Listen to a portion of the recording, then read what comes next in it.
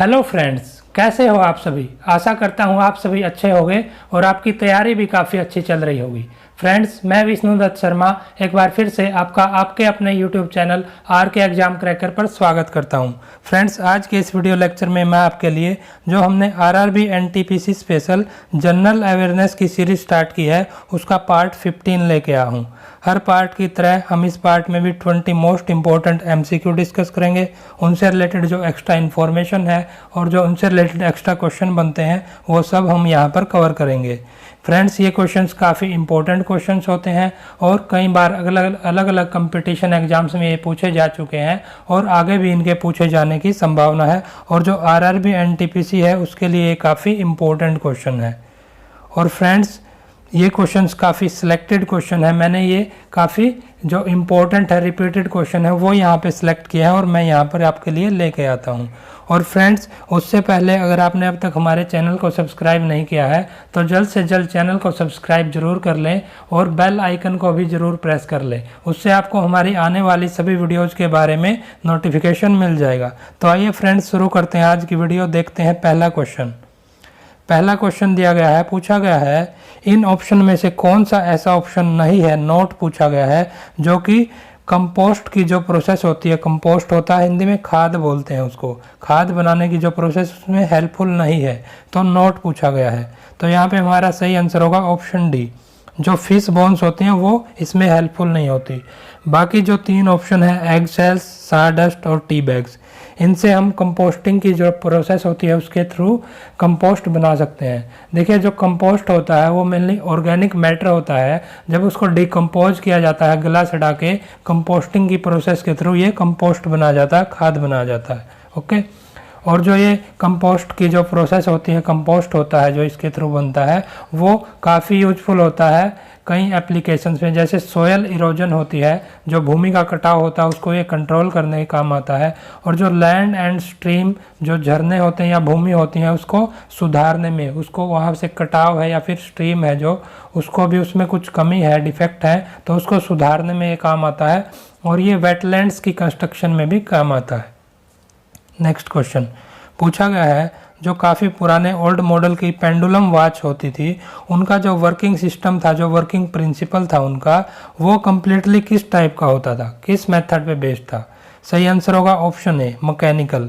ये जो मेथड था वो मैकेनिकल मेथड होता था। इसमें कोई इलेक्ट्रिकल नहीं होती थी, इलेक्ट्रिसिटी नहीं होती थी, इलेक्ट्रिकल इसमें कोई यूज नहीं होता था, ना ये बैटरी पावर्ड होते थे, ना इनमें बैटरी होती थी, तो सिर्फ ये मैकेनिकल होते थे। तो सही ऑप्शन है ऑप्शन ए, मैकेनिकल।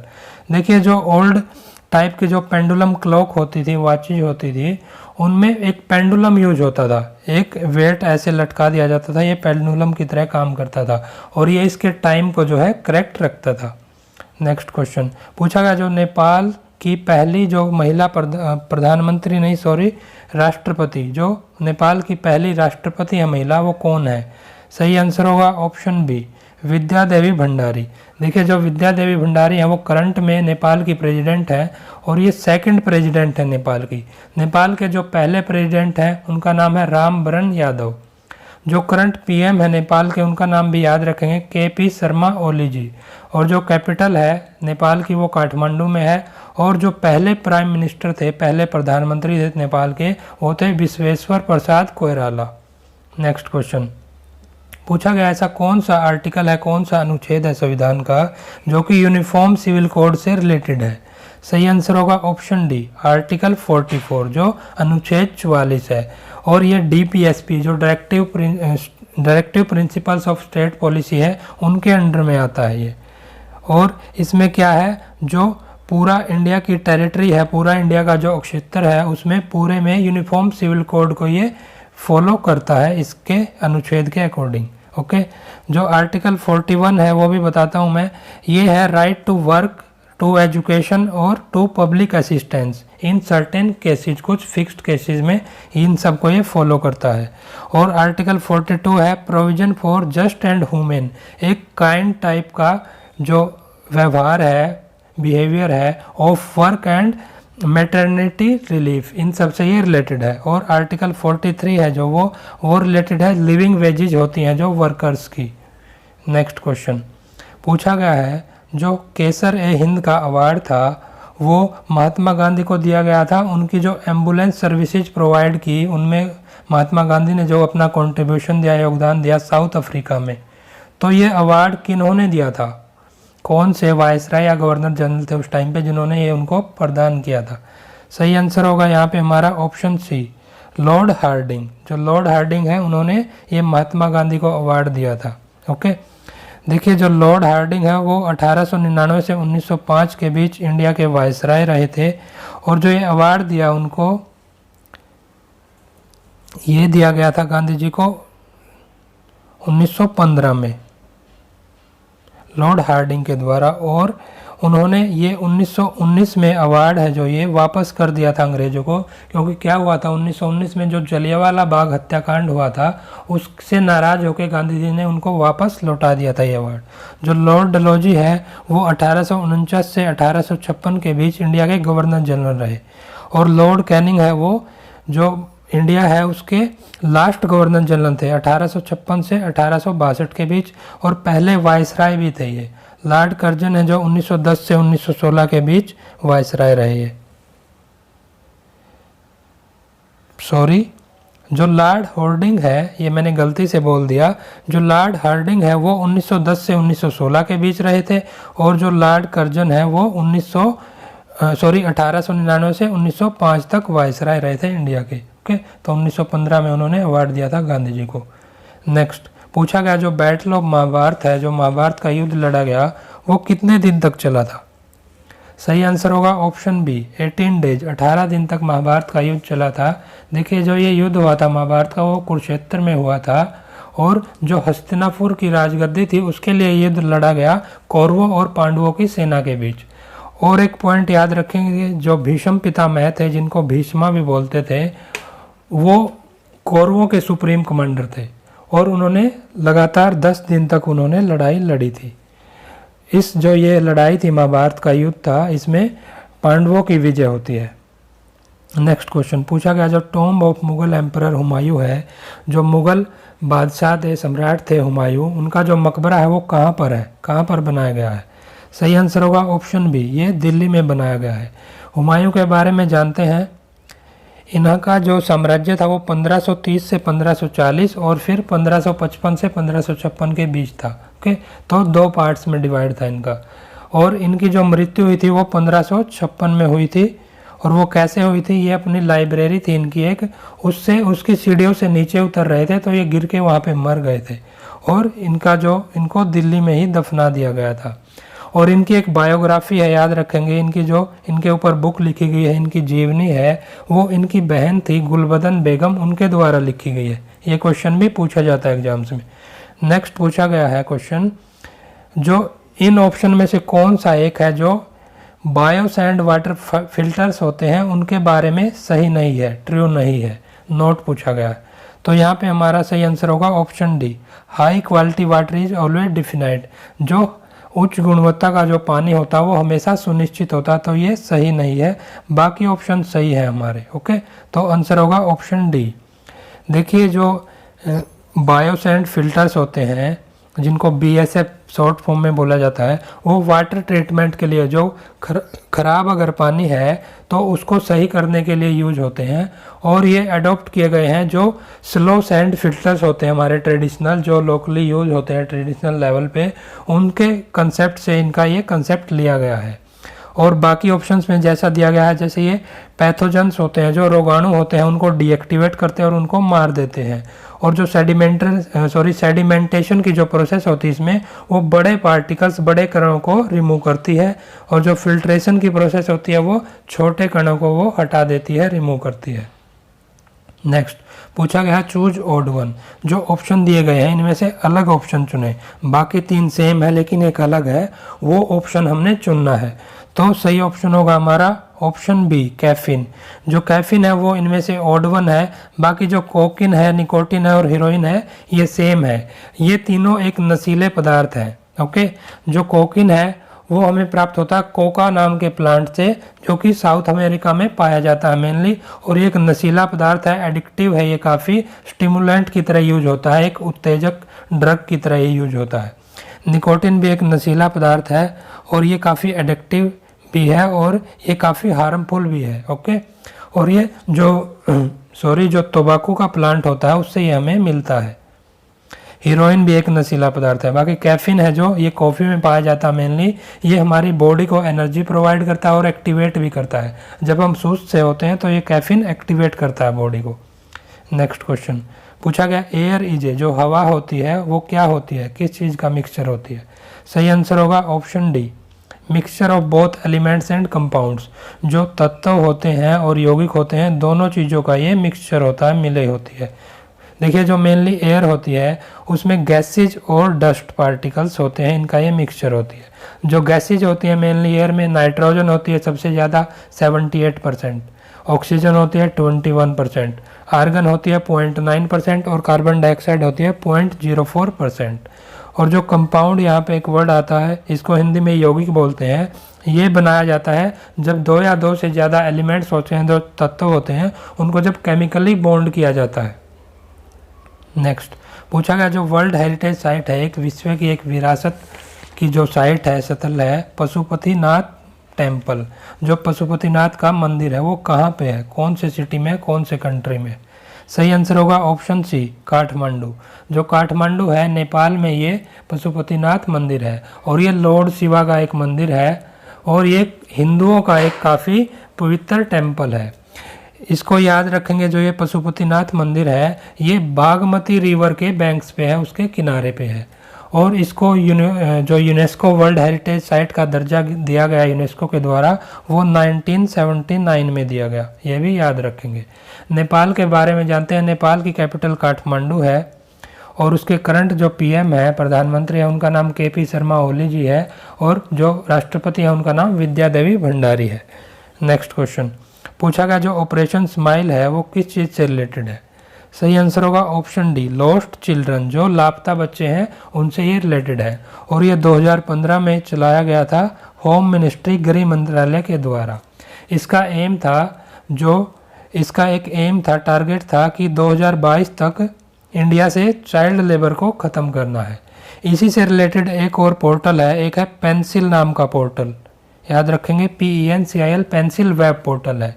इसकी फुल फॉर्म होती है platform for effective enforcement for no child labour और ये लेबर मिनिस्ट्री के द्वारा लॉन्च किया गया था।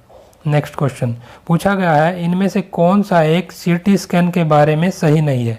नोट पूछा गया है कौन सा ऑप्शन जो CT स्कैन होता है उसके बारे में सही नहीं है। सही आंसर होगा option B, scanning is painful. जो CT स्कैनिंग की जाती है वो काफ़ी पेनफुल होती है, उसमें दर्द होता है, तो ये गलत है, दर्द नहीं होता है। तो नोट पूछा गया है, तो ये एक फॉल्स ऑप्शन है, ऑप्शन बी।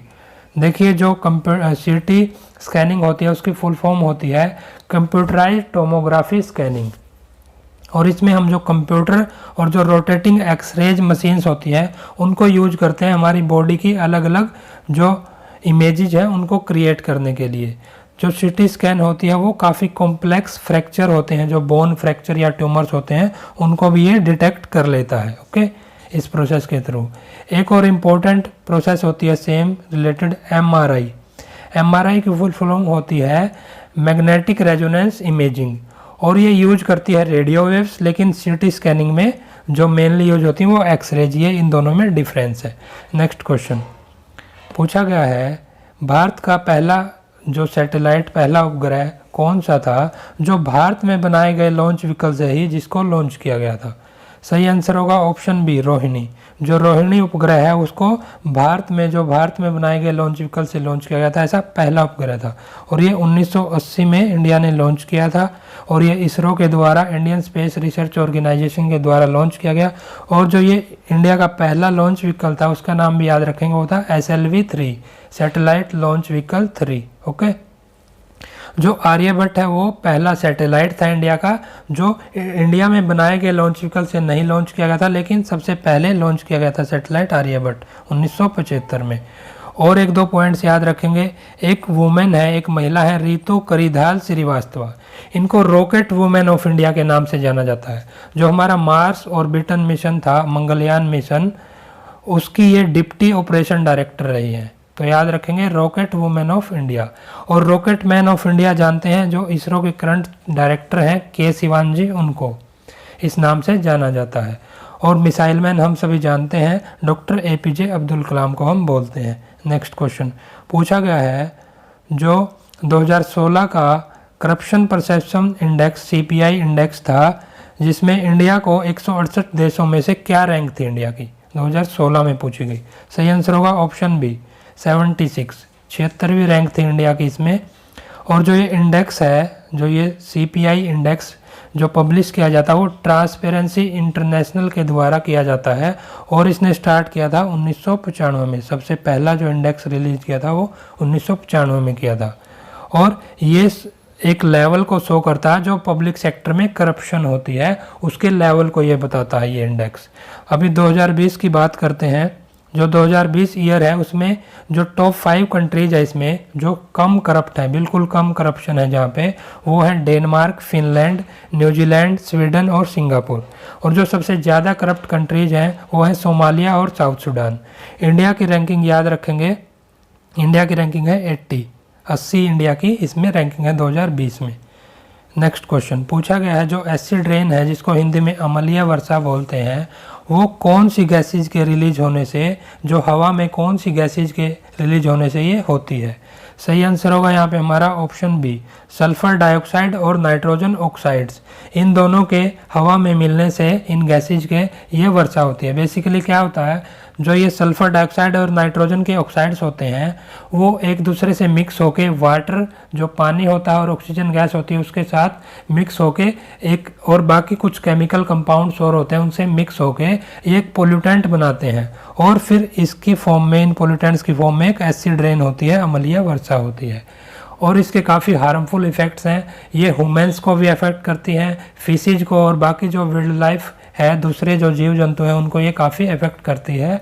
और कुछ ये बिल्डिंग्स हैं, हमारे मोनूमेंट्स हैं, उनको भी ये काफ़ी अफेक्ट करती है, उनके लिए भी काफ़ी हार्मफुल है ये अम्लीय वर्षा। नेक्स्ट क्वेश्चन पूछा गया है, जो बोरोसिलिकेट ग्लास है उसको हम माइक्रोवेव ओवन होते हैं जो उसमें यूज करते हैं, ये क्यों यूज करते हैं हम, ये पूछा गया है। तो सही आंसर होगा option B, it is high heat resistance, ये काफ़ी गर्मी का प्रतिरोधी होता है ये जो बोरोसिलिकेट ग्लास होता है, इसलिए इसको माइक्रोवेव ओवन में यूज करते हैं।